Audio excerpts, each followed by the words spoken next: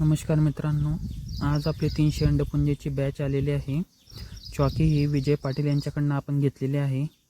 तर चॉकी ही चांगल्या प्रकारे असून साईज ही इतर सीझनपेक्षा या सीझनमध्ये म्हणजे उन्हाळ्याच्या सीझनमध्ये थोडी लहान वाटत आहे। तर टेम्परेचरमुळे ही आणि ह्युमिडिटीमुळे साईज ही अड्यांची लहानच असते। तर बघूया आपण आता आपली बॅच कशी निघते। एक 45 ते 46 डिग्री टेम्परेचरमध्ये बॅच सक्सेस होते या नाही आपण सुरुवातीपासून तर शेवटपर्यंत मी तुम्हाला पूर्ण डिटेलमध्ये व्हिडिओच्या माध्यमातून दाखवणार आहे। चॉकी आल्यानंतर सुरुवातीला आपण त्याच्यावरती विजेता या पावडरची आपण धुरणी घेत असतो। धुरणी घेण्याचं कारण हे असं असतं की अळ्यांना कोणत्याही प्रकारे रोगराई होऊ नये किंवा बेडमध्ये कोणत्याही प्रकारची बुरशी तयार होऊ नये, त्यासाठी आपण विजेची धुरणी घेत असतो। धुरणी घेतल्यानंतर आपण त्यांना फीडिंग देत असतो। तर आपण त्यांना चॉकी आल्यानंतर आपण त्यांना कोवडा पाला देत असतो। सुरुवातीला आपण त्यांना शेंड्याकडचा 1 ते 1.5 फुटाचा पाला देत असतो।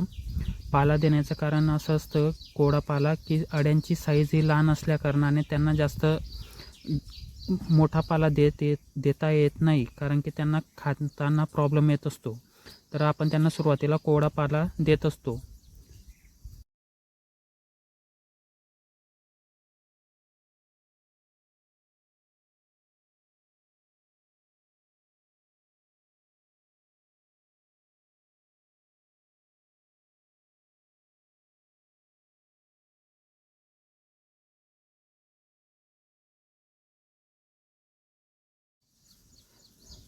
फर्स्ट फीडिंग झाल्यानंतर आपण 4 ते 5 तासानंतर अड्यांनी पूर्णपणे पाला खाल्लेला आहे।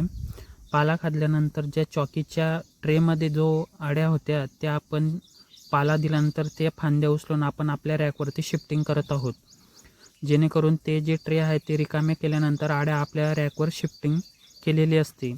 तर तुम्ही बघू शकता की पाला पूर्णपणे खाल्लेला आहे अड्यांनी, आणि आपण त्यांना आता सेकंड फीडिंग म्हणजे इव्हनिंगच्या वेळेस सेकंड फीडिंग देणार आहोत।